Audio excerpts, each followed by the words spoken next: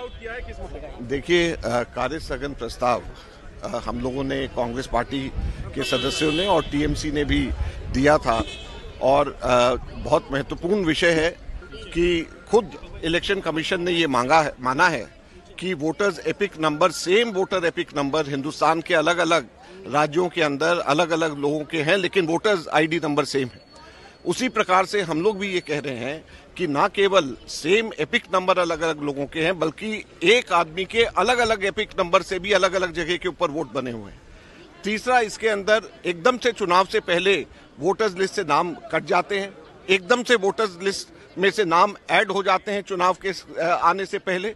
तो ये सारी की सारी चीजों के ऊपर चर्चा होनी चाहिए, क्योंकि ये लोकतंत्र के ऊपर एक बहुत बड़ा प्रश्न चिन्ह है। अगर हम लोकतंत्र के ऊपर प्रश्न चिन्ह खुद इलेक्शन कमीशन ये मान रहा है, उसकी चर्चा हम लोकतंत्र के मंदिर राज्यसभा में नहीं कर सकते, तो फिर कब करेंगे?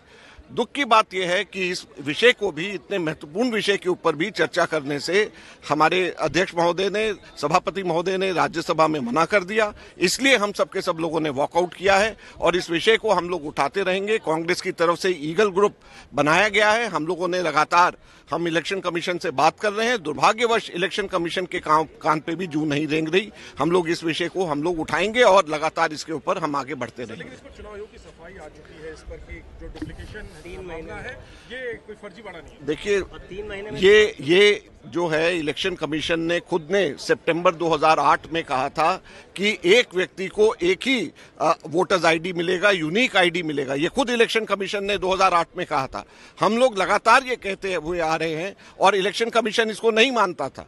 अब जब इलेक्शन कमीशन को हम कह रहे हैं कि हमें वोटर्स लिस्ट, पुरानी और नई दोनों की वोटर्स लिस्ट, हमें उसकी सॉफ्ट कॉपी प्रदान की जाए, तो क्यों नहीं इलेक्शन कमीशन हमें इसको दे रहा है? इलेक्शन कमीशन क्या चीजें छिपाने की कोशिश कर रहा है?